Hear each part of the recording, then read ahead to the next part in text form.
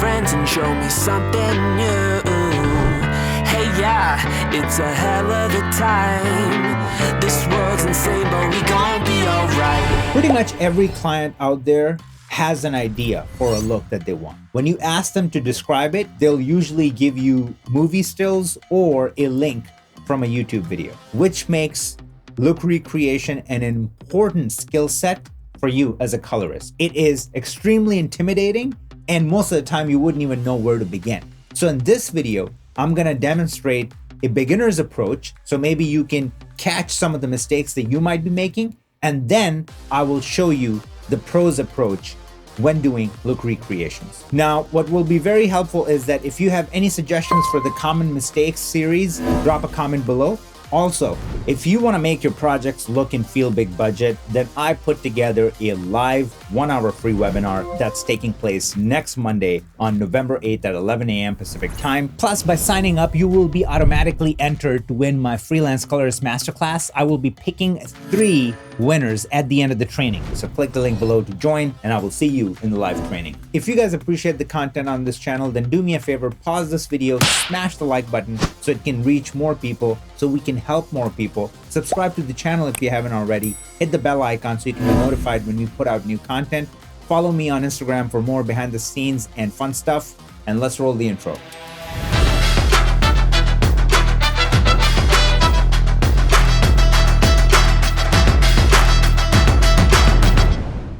Let's get going. First of all, we're gonna look at the beginner's approach. Let me change this and set this to 10-bit so we can look at our SDR waveform. And basically, I'm giving our beginner a benefit of the doubt, like I said, so he will have his scopes set up properly as a pro would. So this is how I have my setup. So I'm gonna leave that as is, so it's a fair play between a beginner and a pro. So this will give us an opportunity to focus on all the main things and not necessarily get bogged down by stuff that might not be relevant to this particular subject, okay? Number one, a beginner wouldn't care about the footage. He wouldn't care where it came from, what it was shot on. He has no concern with that. He just goes, all right, give me anything and I'll start to make something up. Secondly, this is our reference. He wouldn't know where the reference came from. Is it from a movie? Is it from a TV show? What is it? He just doesn't care unless the director tells him. And even if the director told him that, hey, this is from the assassination of Jesse James, he will still just leave it at that. He'll be like, all right, cool. Now I got this. Let me see what I can do. Okay. And again, we're giving our amateur a lot of benefit of the doubt that he will know these things. So right now I'm in my split screen mode, and then I went under and selected a still images. All right, so then that way I'm selecting my still image, and then that shows up as a comparison or side-by-side view, so I can start dialing everything in. Another thing that I should mention is that beginners copy, they don't necessarily use the look as an inspiration or an interpretation. They will look at this look and go, okay, I got this shot, I gotta dial it in, and then I gotta darken this area and that area in my frame. And I gotta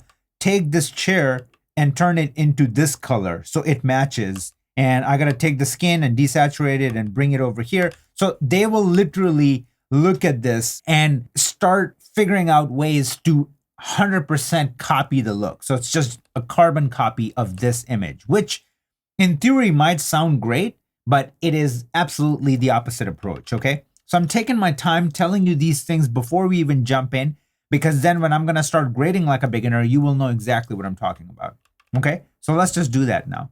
So the first step a beginner will take is usually lift gamma gain, right? Like, so we wanna dial in this look. So he will start bringing down the lift, and then another concern of his is gonna be this, that he does not want to crush his blacks, because he read in a color grading 101 book that if you go past this line or that line, your color grade is toast. So you can't do that. So you'll try to stay above this line. Okay, so that will be his threshold.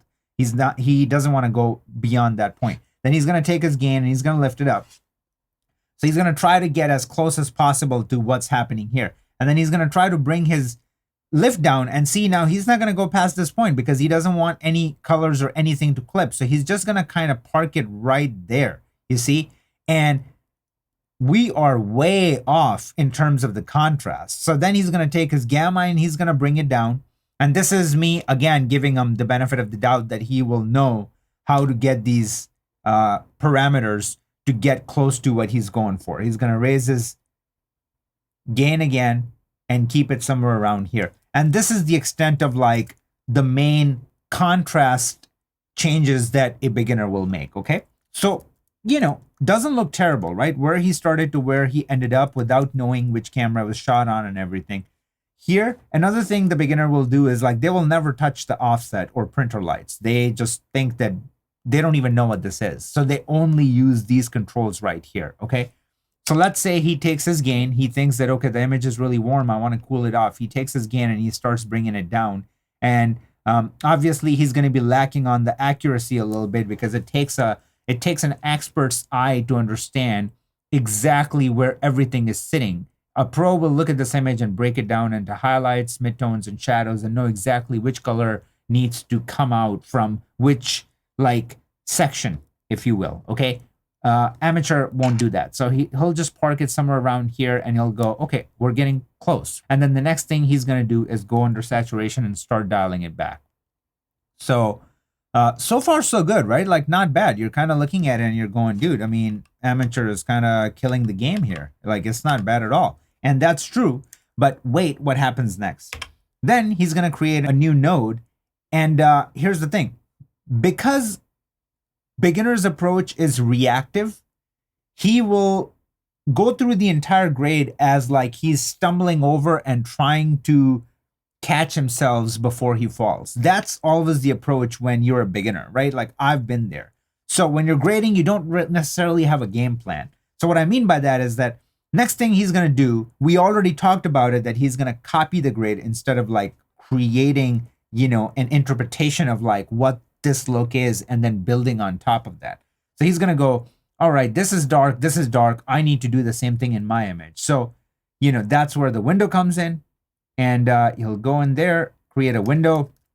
Let's say it's sort of like a vignette like this. Let's make it a little bit bigger. And once again, like I said, I'm going to give our amateur a lot of slack here. So I'm basically doing a proper softness and all that good stuff, right? Then he's going to invert that, go under his primaries, take the gamma and start pulling it down. So let's pull up our image again and make it bigger. And now look at it. And he's going to keep bringing it down until he starts to see like that, okay, now it's getting really dark. This is looking good. So once again, in theory, you can look at this and go, dude, what is wrong with it? Like, I mean, this is really good. Like all these steps are great until you see the pro version, right? Because the big problem with that right here is this. Now you start moving your image. And in this case, the amateur is lucky that the shot is kind of locked off, but it's not, because even if you look at in this area, the window is kind of moving. So what's his other option? To track this window? Well, this is not the only window that he's going to create.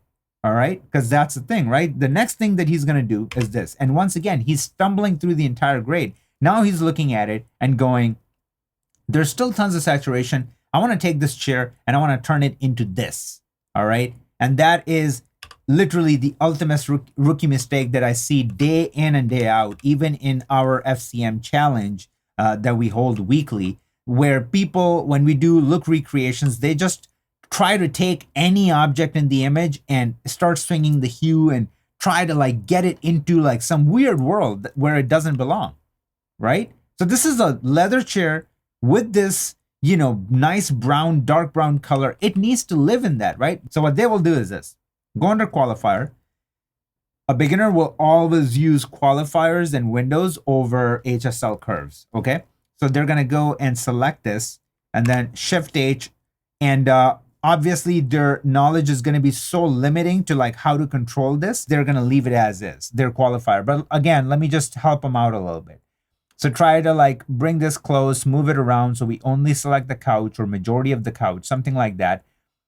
Okay, this is where the beginner's expertise are going to kind of choke when it comes to qualifiers. So he's going to do this, then go under saturation and start killing the saturation. And now if I do a split screen and show you, once again, you can look at it and be like, dude, stop hating on our beginner because he's doing a great job, because now it is kind of matching than before. Before it was kind of distracting. Now it's really cool. It's getting close.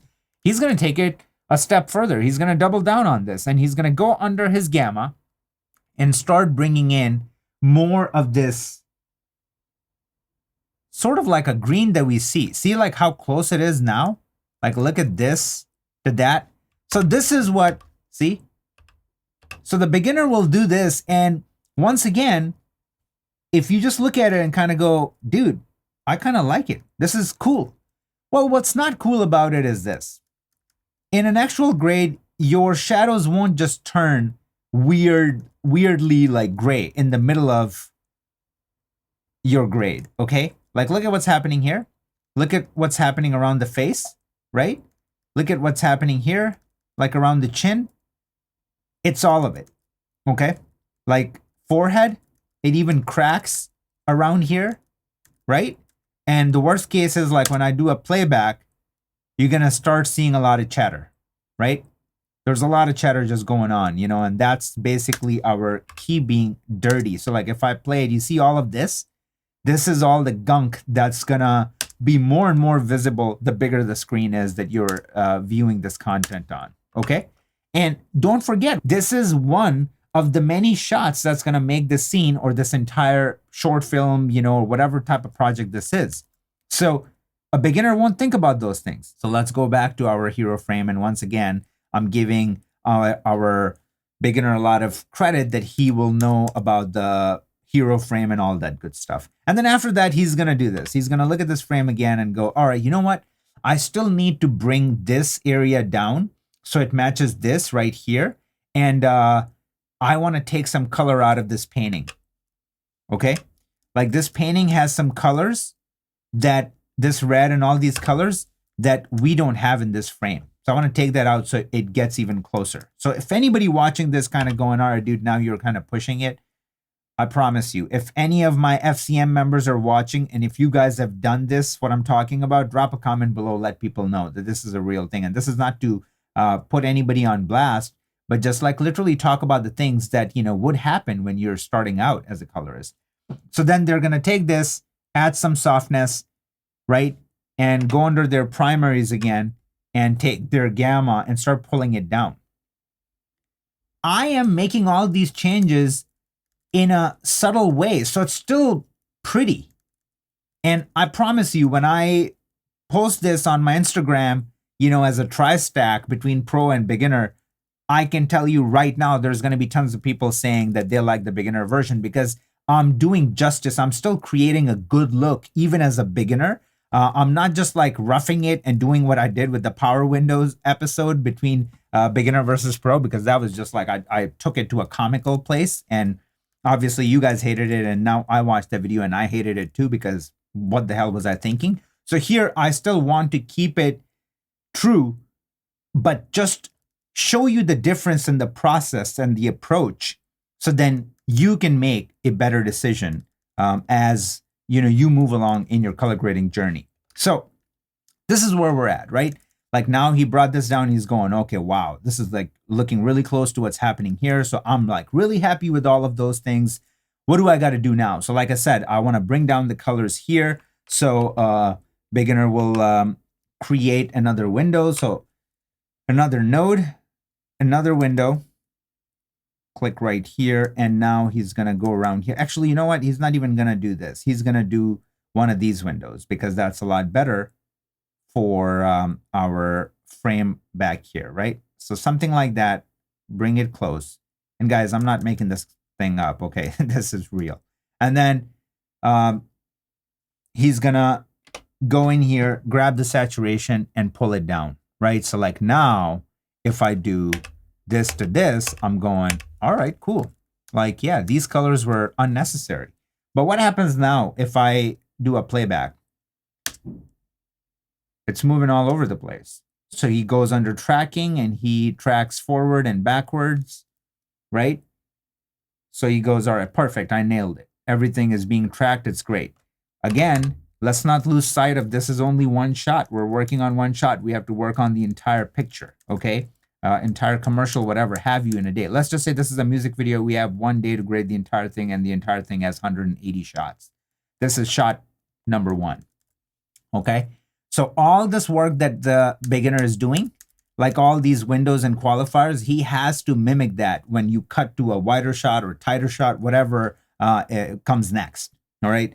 So let's go back here, and now he's looking at it and going, all right, dude, I think I'm kind of nailing it. Like this is kind of looking good. Like what else do we have to do? So now I'm just like actually asking that question to myself too. What do I have to do? Like, do I have to, maybe I got to bring out his face more. So now we create a new window, a soft oval. A beginner will not know when to use an outside node, so he's not going to be doing that. That's why I'm giving you a realistic scenario here. So he's going to go in here, and he's going to take his gamma and gain up, and then maybe like lift down to keep the contrast there. So now, if we look at the two, it did bring us closer, right? Like, I mean, even in the, right here, right? Like in our scopes, we're a lot closer.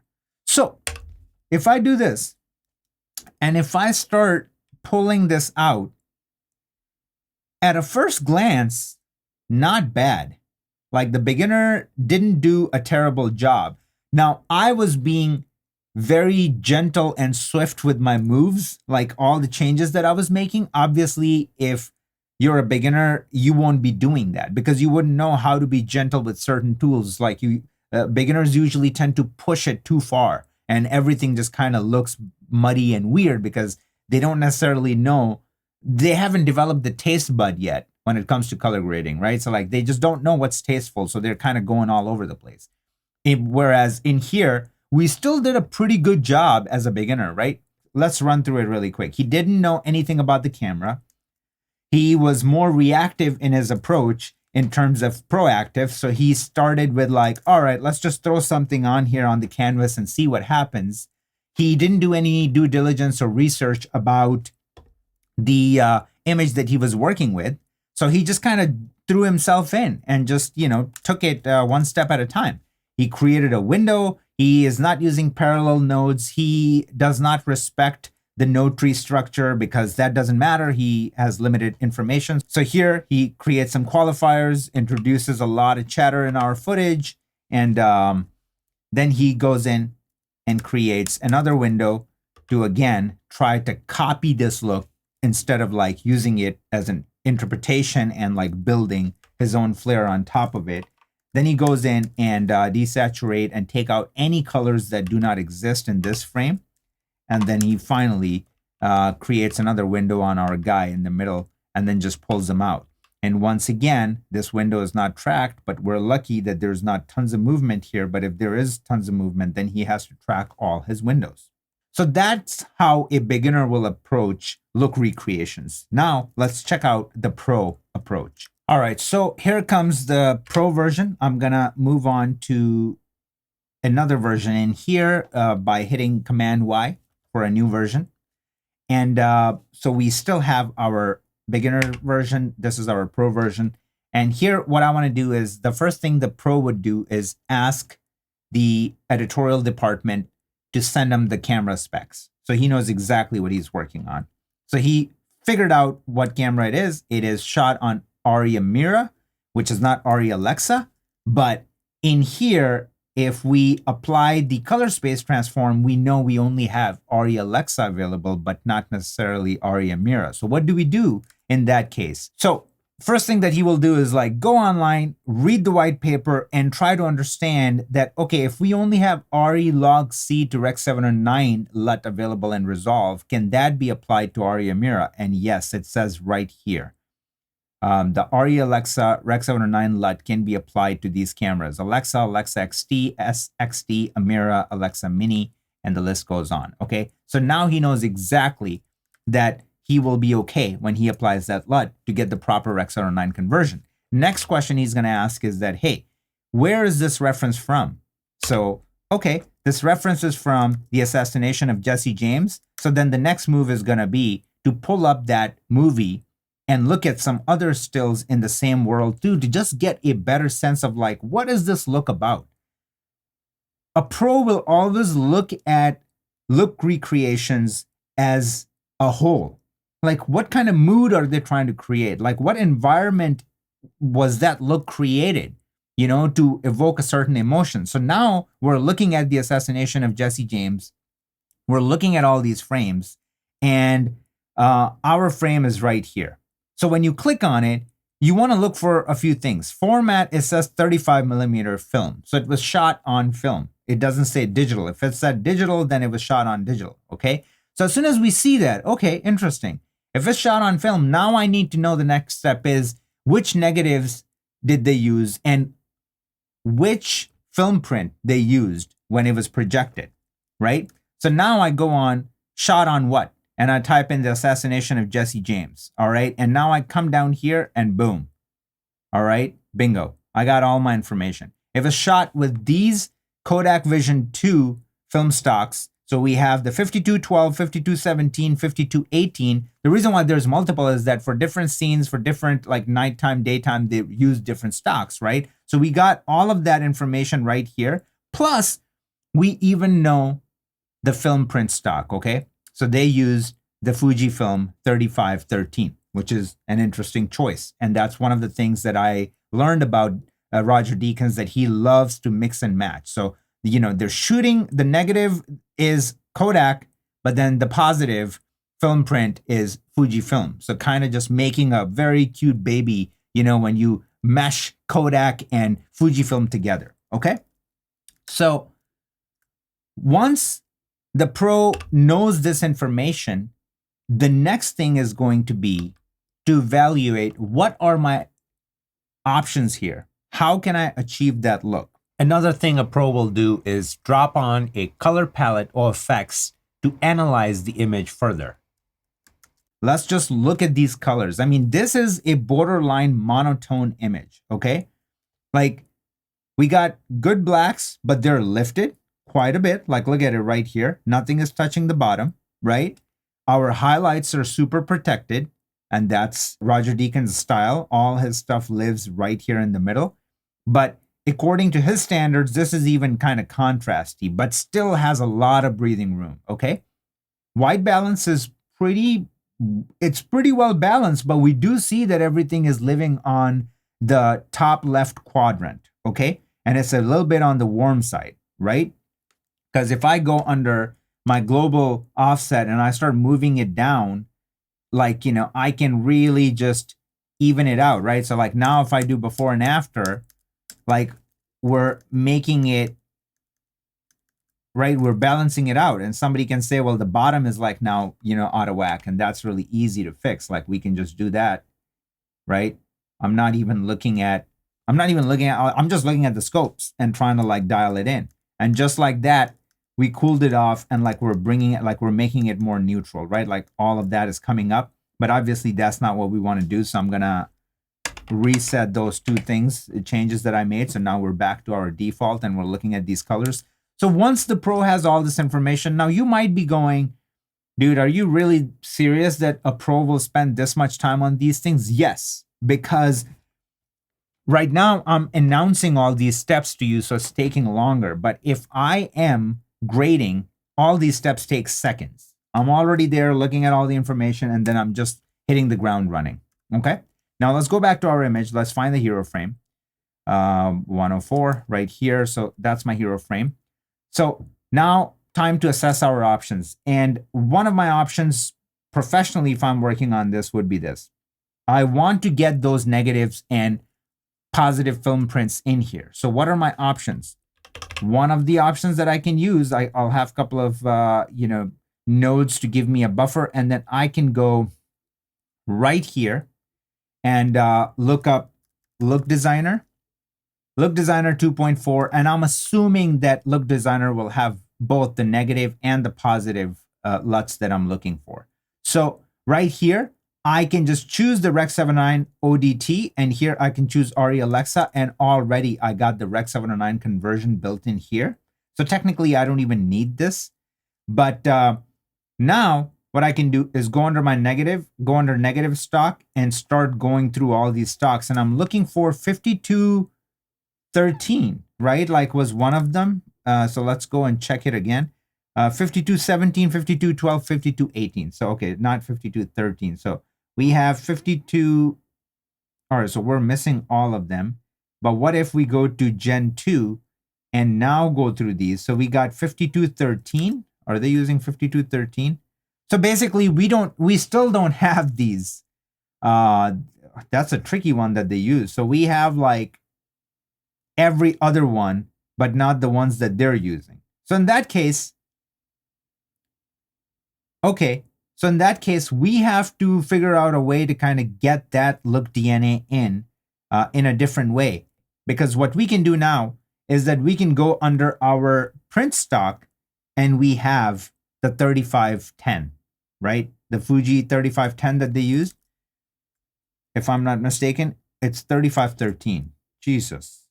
So in this case, this is not going to work. And if this is not going to work, I know for a fact that Dehancer doesn't have these film prints or film negative, and Fuji and Film Convert doesn't have them either. So I know that for a fact. So now our options are to create this film curve our own custom way, okay? Which is not the end of the world. So here's the process. A pro will work proactively instead of reactively. That would be the pro's approach. So he will methodically place out his entire node tree and then start building everything, okay? So what I'm gonna do here is I'm gonna drop on my color space transform downstream. That's my ODT. Why am I doing that? You can watch my free training to learn more about that, okay? Because this is a bit more involved than just like giving you a quick crash course here.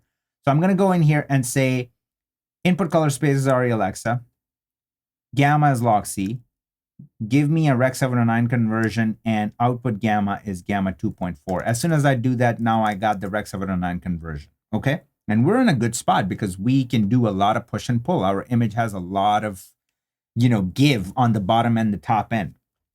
So now that we have this, I'm gonna go, this is gonna be my look DNA. This is where I'm going to build my actual characteristics of my look. A film curve, if you will. Like this kind of film curve. Like see like how the bottom is just kind of crushed, right? But it's not really crushed. There's still a lot of breathing room, but then the top is like so soft. So I'm gonna build that here, okay? And this is gonna be my look adjustment, all right? This right here is gonna be my primaries. And then Shift S, this node right here is going to be my halation plus grain, okay? And if you want to learn more about halation and grain and why I'm using it upstream, you can watch my Resolve 17.4 video to learn more about that. So now, like I said, I'm going to start off with my look DNA, all right? So what I'm going to do is I'm going to move this over. I'm going to go under my custom curves, and this is what I want to do. I'm going to pull up my split screen. And right now, the whole goal is that, all right, we want to preserve some information up top. I also want to lift my bottom because the bottom is like lifted, right? And now I want to start dialing in that curve. So I'm going to create a point right here. I'm going to create another point right here, and I'm going to lift it like this, okay? Some of you might be watching this going, dude, what are you doing? What is happening? Just stick with me, okay? And now I'm going to do another point right here. And I'm going to really just, I'm only focusing on the contrast, okay? Nothing else. Only focusing on the contrast. Maybe I can just leave this here, have another point right here.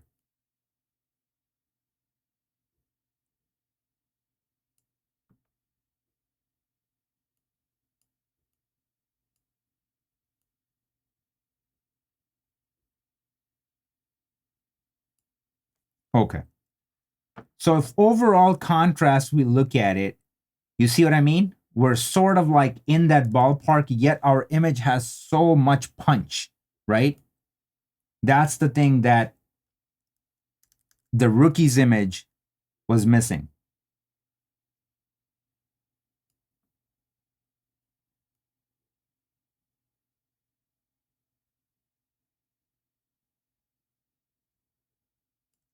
Okay, I'm happy with this. So now, and I'm going to leave this here for now, but we can obviously come back and make some adjustments. But contrast wise, I'm really happy to how it's looking. Now I'm going to go under my primaries and I'm going to go under my printer lights, my offset, and I'm going to go, all right, let's cool the F down, right? Like it's just way too punchy and contrasty in terms of like where all my colors are sitting. So I'm going to start bringing this back and I'm going to go, I just want a neutral point. Like I just don't care about like right now. I just want to make it like just literally something neutral, right? And see how easy it was like for me to do that. And like now, like look, all my colors are living and like our exposure or overall contrast is very close to where we are in here, okay? And as soon as I do that, it started to look pretty good. Now, what I want to do is go under my gain, lift it up, okay? I'm going to lift up my gain. I'm going to take my gamma and I'm going to pull it down.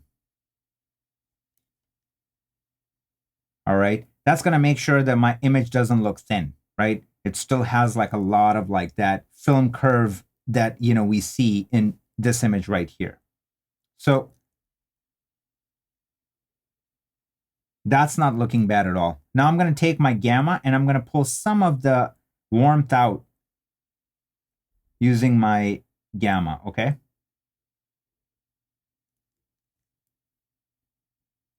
And as a pro, I'm going to start building some of like these cool tone characteristics in here, in these areas, not necessarily taking the chair and flipping it into this, because that is what an amateur will do. Now in our look adjustment, we're going to make some very beautiful changes to dial in like these desaturated highlights, right? Like there's barely any color in the highlights. There's a little bit more color in the midtones and in the shadows. So I'm going to go in here under sat versus sat. I'm going to take the low saturated areas, which are these highlights, and I'm just going to pull them down and just look what happens. As soon as I do that, I start to pull out a lot of the color. And now I'm going to go under luminance versus sat, and I'm going to take the bright parts of the image, and I'm going to start pulling the saturation down, and look how easy it was to just one move, and how we pulled those colors down to not have any distracting areas. Even like, look at the lips to the lips. They're like almost exact. Like just by making these changes, I mean, just look at it. I mean, we're basically there. We're almost there. All right. So now at this point, what do I need to do to get even closer? I can do a couple of things, right? Like I can go under my contrast here and try to like just add a bit more. So like a bit more contrast on the low end. I feel like this started to look even better. Like it really, really does. So now I'm going to go in here and I want to, because another thing that I see in this image is that there is a little bit of halation going on, right? There's a little, just a tiny bit halation around these areas and the highlighted areas. And also there is a lot of grain. Like there's a lot of grain here. We don't have that in our image. So let's introduce that. I'm going to go in here. I'm going to type in halation. And guys, I think Resolve hit a home run with this plugin.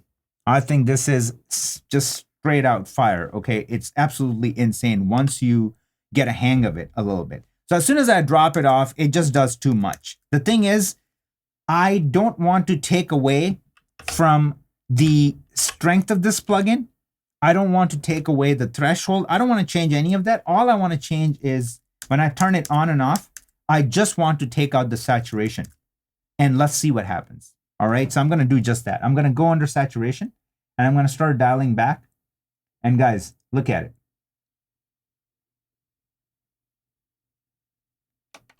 Just by dialing back the saturation, now we have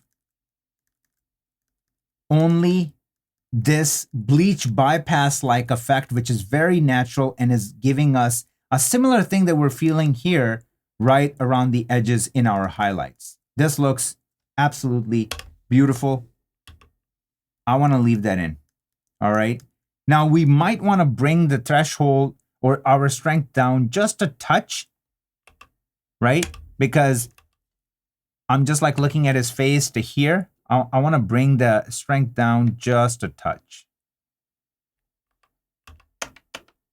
This is looking really good to me. All right. Now that we're here, we do see that there's a bit more yellow in the highlights overall, right? It's just a bit more warm highlights than what we got going on. So that is not really hard to get. All I have to do is go under my log wheels, crank up my midtones just to kind of get a similar highlights on his face, like kind of strong highlights. And then what I want to do is just add a tiny bit more warmth in my image, right? So first I can try adding that by using my gamma, and like, let's just start adding some warmth. And I'm like right here, and like, how do I feel about that? I can take my highlights in my log wheels and add some warmth, right? So if I look at the two images, right, we have a little bit of warmth coming in, but I feel like our image is like still very saturated compared to that. So what do I need to do?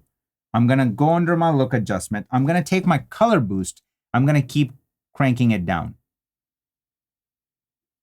I'm going to crank it down to something like that. And if now I go back and forth, just look at these two images. Okay. And now I'm going to come out of here, go back to this mode. And all I have to do now is add some grain. So for you to see the grain, I have to kind of punch in and keep the image right here.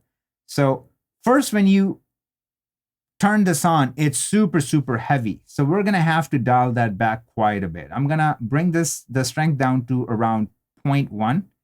I'm going to bring the size down to around 0.2. As soon as I do that and do on and off, and now if I come out and do a comparison here, like in terms of the grain and everything, it is way more believable, okay? One more thing that I am seeing is like, I do want to add just a tiny bit more warmth in my image, just like a bit more yellow. So I'm going to go under my gamma actually in my primaries. I'm going to go under my gamma and I'm going to just try to lift it up. Now, our look DNA still needs some work because when we look at this right here and see where it bottoms out, you know, our image keeps going down, right? So we have to kind of lift it up to have this sort of contrast, which is, again, very cinematic and film-like. So I'm going to make a few changes in our look DNA. First of all, I'm going to lift these up quite a bit, okay? And then as soon as I lift it up, I have to grab this and start moving it over like so, okay? And now, if we look at where we are, we're like basically closing the gap, right? Like, I mean, look at this area right here to like our image. We are coming up quite a bit, and we can make it a little bit subtle, right? So we can have our image up. So when we're making these changes, they're not too extreme. And here,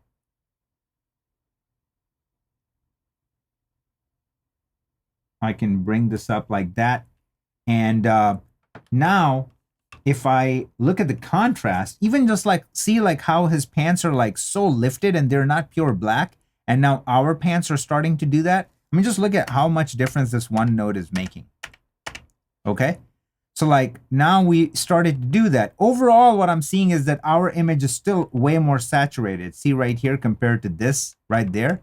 So what we need to do is once again, go back in here. Or actually, you know what? I will do one better. I will double up on luminance versus saturation and sat versus sat. So I'm going to go under sat versus sat in our primaries node, and I'm going to grab this. I'm going to bring our reference here, and I'm going to pull this down, And then I'm going to go under luminance versus sat, and I'm going to grab this, and I'm going to pull this down. Okay?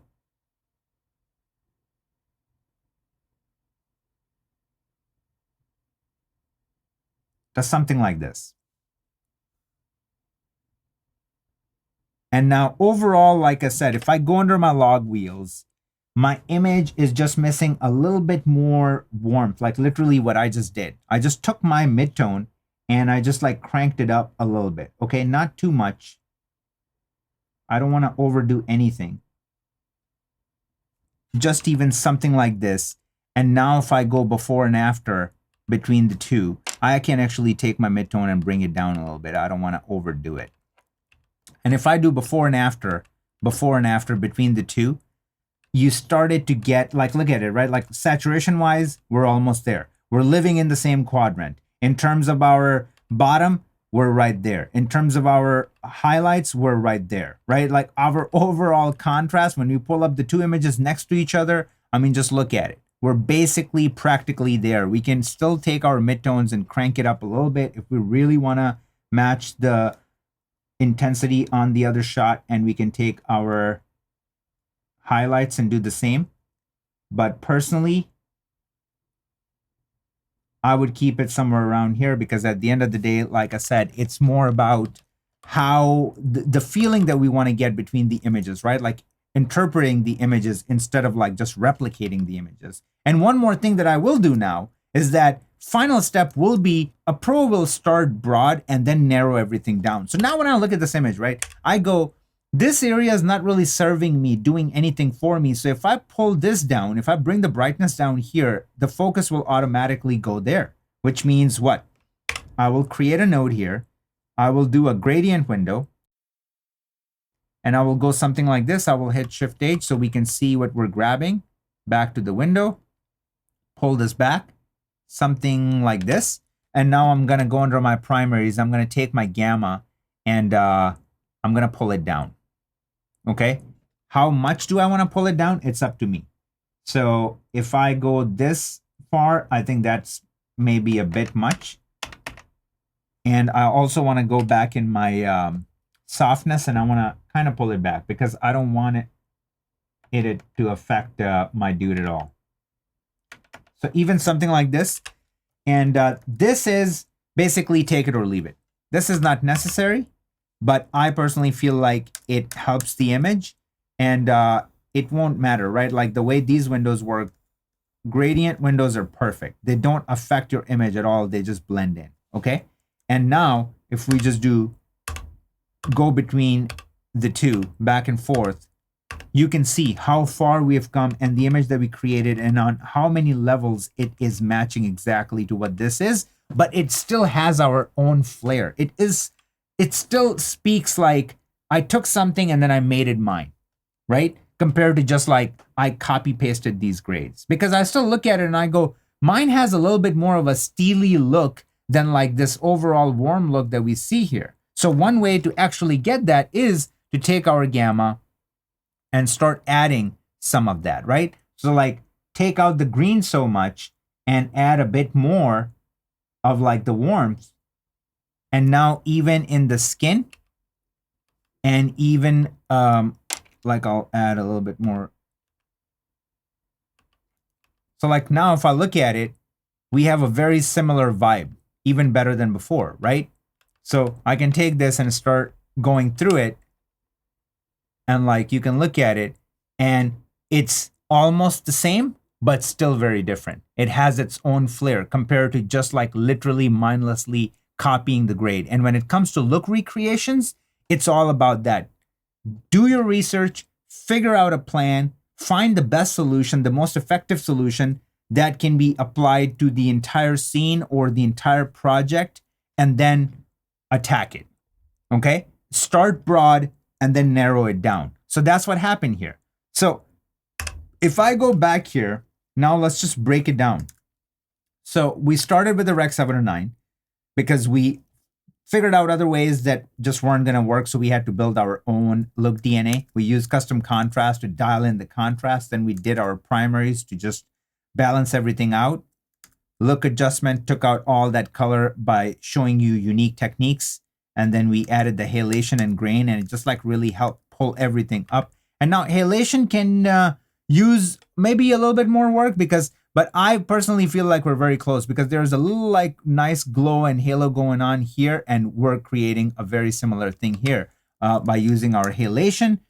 And finally, we added a window. It wasn't necessary, but I think it does help and brings everything down. So this is what a pro version is, right? And when we created the beginner version, it looked really good. But now let's pop that open and see how good it looks compared to this.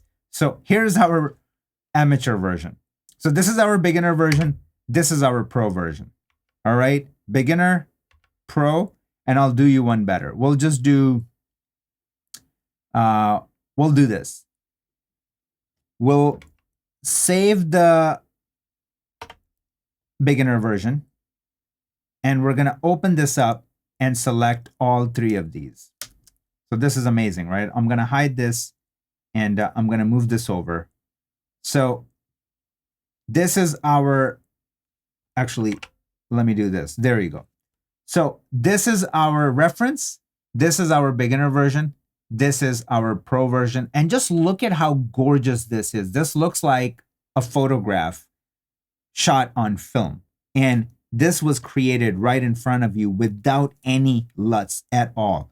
I personally feel like it's just a smoother version of this, right? And that's the whole point. That's why we want to use the references as inspiration, and then we want to build on top of it, right? Compared to the beginner, like now it just looks so cheap and cheesy, not to mention how difficult it must be to go from shot to shot and then match everything the way it was created, right? Like with all those windows and qualifiers. So guys, there you have it. Let's check out these looks in full screen. Hello, I've been waiting for you. Come with your friends and show me something new. Hey, yeah, it's a hell of a time. This world's insane, but we gon' be alright. Personally, I think this format is just so useful. When we were building the beginner's look, it held up, right? Relatively. It looked good until we saw the pros version, and then all of a sudden light bulb moment, right? Like what just happened? Pros version, and the approach was just so much better, so lean and effective. So hopefully you guys got a lot out of it. If you want even more, then make sure to sign up for the free webinar. I'm telling you, next week on Monday, it's a live event. I'm gonna be there to take your questions and give you tailor-made answers. And just in general, it's gonna be a good time to like see people, and we're gonna be bringing people live to have a face-to-face, one-on-one dialogue. So it's gonna be epic. Do not miss it. Link is down below. Register as soon as possible. Limited seating. And on that note, remember, work hard, get obsessed, get possessed, and I will see you guys in the next video.